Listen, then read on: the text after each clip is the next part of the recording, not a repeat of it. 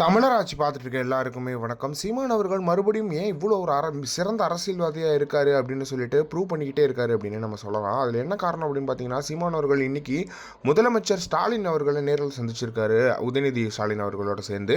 என்ன காரணம் அப்படின்னு பார்த்தீங்கன்னா, ஸ்டாலின் அவர்களோட அண்ணனான முத்து அவர்கள் மறைவேற்றாரு இப்போதான் அப்படின்றது ஒன்று இருக்குது. இந்த நிலையில் இதுக்கு ஆறுதல் தெரிவிக்கிறதுக்காக சீமான் அவர்கள் ஐயா ஸ்டாலின் அவர்கள் வீட்டுக்கே போய் அங்கே அவருக்கு ஆறுதல் தெரிவிச்சுட்டு வந்திருக்காரு அப்படின்றது ஒன்று இருக்குது. என்ன தான் இவங்களுக்குள்ள அரசியல் சண்டைகள்லாம் இருந்தாலுமே, திராவிடம் தமிழ் தேசியம் அப்படின்லாம் இருந்தால் கூட இவங்க எல்லாரையும் ஒன்றிணைக்கிறது ஒரு விஷயமா தமிழ், அதை தாண்டி இவங்களெல்லாம் ஒன்றிணைக்கிற ஒரு விஷயமா என்ன இருக்குது அப்படின்னு பார்த்தீங்கன்னா மனிதம் இருக்குது அப்படின்றது ஒன்று இருக்குது.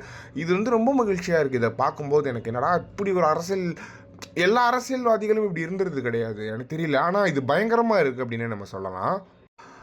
சீமானவர்கள் ஸ்டாலின் அவர்களையும் உதயநிதி ஸ்டாலின் அவர்களையும் சந்தித்து பேசின காணொலிகள்லாம் பார்க்கும்போது ரொம்பவே மகிழ்ச்சியாக இருந்துச்சு அப்படின்னு நம்ம சொல்லலாம். ஏன்னா ஒரு அண்ணனை இழக்கிறது சாதாரண விஷயம் கிடையாது. அதுக்கு ஆறுதல் தெரிவித்த சீமானவர்களுக்கு மிகப்பெரிய ஒரு நம்பிக்கை. ஏன்னா ஒரு வாட்டி சீமானவர்களோட அப்பா இறப்பிற்கு ஸ்டாலின் அவர்கள் ஃபோனில் பேசினார். அப்போ சீமானவர்கள் ரொம்பவே உடஞ்சி அழுது, நீங்கள் என் கூட இருக்கிறது எனக்கு ரொம்ப சந்தோஷமாக இருக்குது, ரொம்ப ரொம்ப ஆறுதலாக இருக்குது அப்படின்னு சொல்லிட்டு சீமானவர்கள் அழுததை பார்த்துருந்தோம்.